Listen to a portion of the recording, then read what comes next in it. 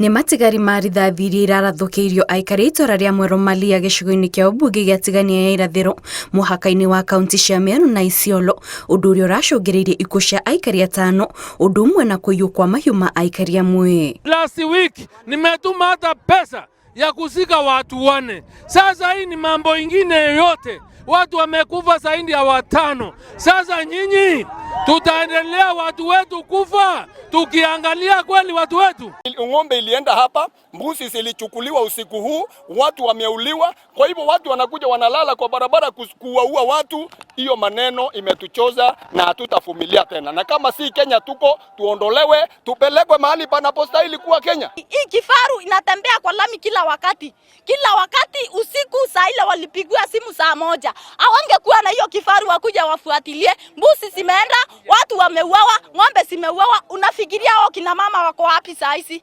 Ni gani watakuja wawaambie tena wawasaidie kipi? Kuringana na aikari a itora rĩrĩ, tharĩkĩra ĩno ĩraumirira mathaa manini tu thutha wa amwe ao kũraga ngamĩra 10 iria iraingĩrĩte mĩgũnda yao mũgarũ na watho na gũthũkangia mĩmera ya aikari. Mimi kile kitu imenishangaza jana ni ngamia ziliuliwa, na hiyo ngamia iliuliwa ni ngamia 10, na hizo ngamia nasikia ya kwamba serikali ya kaunti ilisema ngamia isiingie Meru.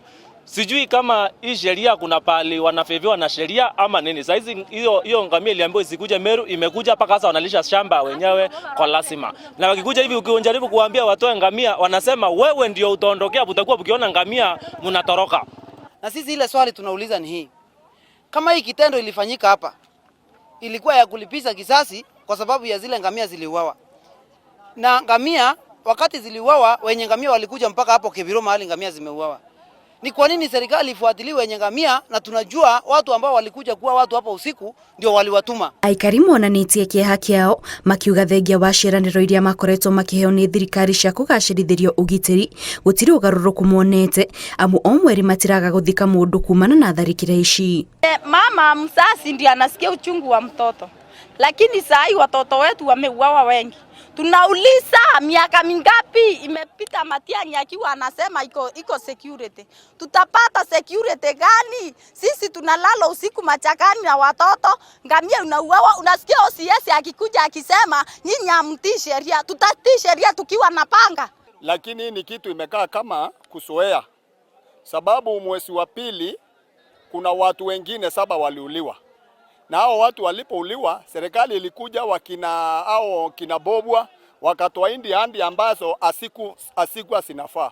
Tukakaa mchana mzima, wanasiasa wote wakakuja wakatoa handi mambo, lakini hakuna kitu ilitendeka.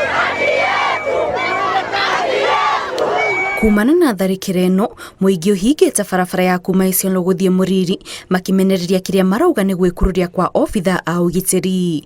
Ngĩribotera Inooro TV, njĩtagwo Kate Muthoni.